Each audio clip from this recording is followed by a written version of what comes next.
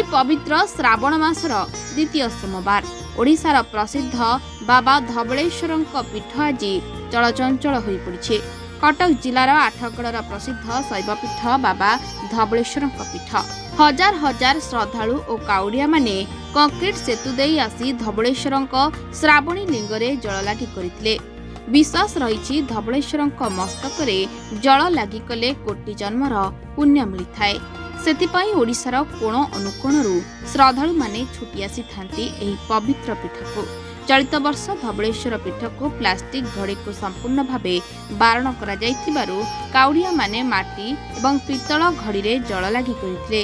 पूजक समिति पक्षरु राति 2टारे पहाड़ खोला जाई 108 कलश पवित्र जल रे बाबा को स्नान करी मंगल आरती परे समस्त नीतिकांति समापन करा जाइतला।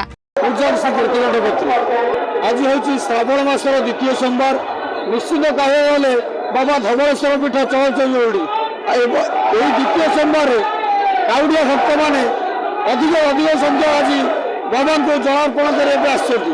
बाबा से रत्र गोटे पहाड़ खोला 108 गड़े बाबा स्नान कर स्नान पर बाबा छोटिया बेशटी कर मंगल आरती भोग लगी भोग पर बाबा से जो बड़ सिंहार देश बाबा सुसज्जित फूल धवळेश्वर महाप्रभु समग्र ओडिशावासी को दर्शन दौरान निश्चित प्रत्युषर खोला पर बाबा को जलार्पण कले।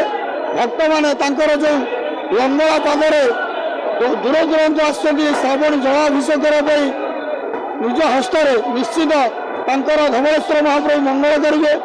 तापर बाबा मध्याह्न शंकुड़ी भोग लगी कर संध्यार संध्या आरती तापर मंदिर बाबा धवळेश्वर विश्राम ये हूँ श्रावण मासर जैकि निश्चित बाबा धवळेश्वर बड़ा बड़ा धड़ा हो नाम धवळेश्वर। ये धवळेश्वर पीठ को लक्षाधिक भक्त प्रत्येक पर्वण आसती एवर्ष 5टी पाଳି पड़ू प्रथम पाଳି किसी लोक होते द्वितीय पाଳି बहुत संख्यक लोक होती।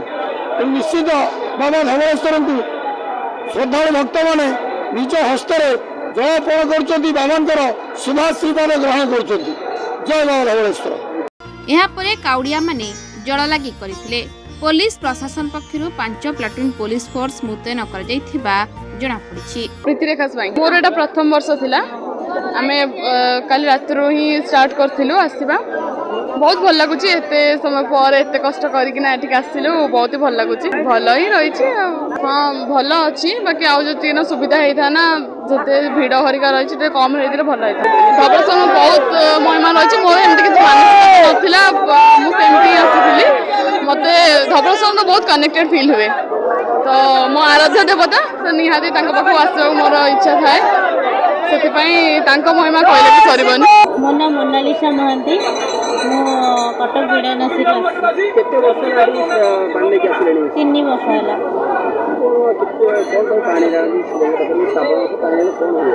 सेमिति तो आम जीवन सब सुख दुख लगी रही किंतु भगवान आशीर्वाद आम कौन सब पाई पार्छु। वर्षक थे भगवान आशीर्वाद पाइबापी आम निहाती कांधाई आसिया दरकार। धवळेश्वर महिमा तो समस्त जानते कौन कहि आपण मैंने भी तो जानते समस्त बाबा महिमा विषय। ए वर्ष बहुत भीड़ अच्छी भल लगुच। ठीक ठाक अच्छी सब वर्ष जो प्लास्टिक ढाल बदल माटी ढाल कि पितल सब व्यवस्था कर भल कर परिवेश प्रदूषण माने प्लास्टिक भल। Cuttack Pradeep Kumar Nayak report reporters today.